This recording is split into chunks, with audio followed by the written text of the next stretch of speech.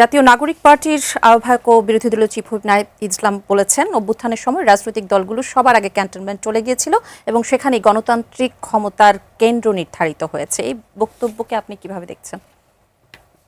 মানে যে অন্তর্বর্তীকালীন সরকার আমরা পেয়েছি সেটাকে উনি ক্যান্টনমেন্ট থেকে আসছে এটা বলতে চাচ্ছেন, নাকি ক্যান্টনমেন্টে অন্য একটা প্রস্তাব ছিল সেই প্রস্তাবটা হয় না সেটা বলতে চাচ্ছেন? আমি জানি না, কিন্তু যদি ওখানেও হয়ে থাকে সেই সরকারে তো সে নাহিদ ইসলাম নিজেও ছিলেন না।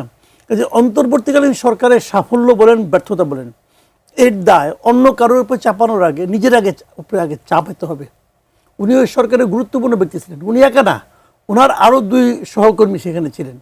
কাজেই তারা একদম কম না, বয়স্ক লোক যারা ছিল তারা অনেক আমি তো পরে শুনেছি বিষয়গুলো, ওখানকার মিটিংগুলোতে তো বয়স্ক লোকরা খুব একটা ভোকাল ছিল না, ওনারাই অনেক কিছু করতেন, গায়ের জোরে করতেন, চিল্লাচিল্লি করতেন, এগুলো করতেন তারা, এবং তারাই সব গভর্নমেন্টে চালিয়েছেন এবং উল্টাপাল্টা কাজ অনেক করছেন। কিন্তু দায়িত্বটা আসলে তাদেরকে নিতে হবে। এখন ভাগ্য যদি ক্যান্টনমেন্টে নির্ধারণ হয়ে থাকে, ক্যান্টনমেন্ট তখন তো গুরুত্বপূর্ণ ভূমিকা ছিল, অস্বীকার করতে পারেন না তো আপনি। এবং যে অভ্যুত্থান সফল হয়েছে তার পেছনে ক্যান্টনমেন্টের ভূমিকা ছিল না? ছিল তো।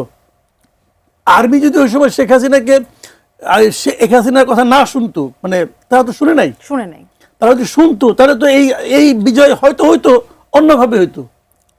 কাজে না শুনে আর্মি তো সে প্রথম দিকে আর্মি কী করছে আলাপ বাদ দেন, কিন্তু শেষ দিকে এসে আর্মি শেখ হাসিনার সঙ্গে মানে তার কথা শুনে নাই বলেই আমরা এই বিজয়টা কিন্তু তাড়াতাড়ি মানে পাইছি, এটাকে অস্বীকার করার কোনো উপায় নাই। কাজে এই সমস্ত ধুন ফুন বোঝায় তো লাভ নাই। বরঞ্চ আমি তো বলবো যে তাদের যে 6 জন তারা তো এই হারুনের হোটেলে যায় তো তারা মুচুলেখা দিয়েছিল যে আন্দোলন থেকে আমরা নাম প্রত্যাহার করলাম।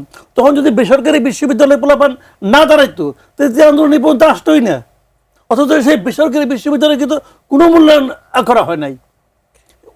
ওনারা তো আসলে মানে দুধের সরখল, মানে দুধের মাসি তো ওনারা। ঢাকা ইউনিভার্সিটি দেখেন, পুরো ইউনিভার্সিটিগুলো, ঢাকা ইউনিভার্সিটির একটা স্টুডেন্ট এই আন্দোলনে মারা যায় নাই, আর যত উপদেষ্টা হচ্ছে স্টুডেন্টদের মাঝখান থেকে সব ঢাকা ইউনিভার্সিটির।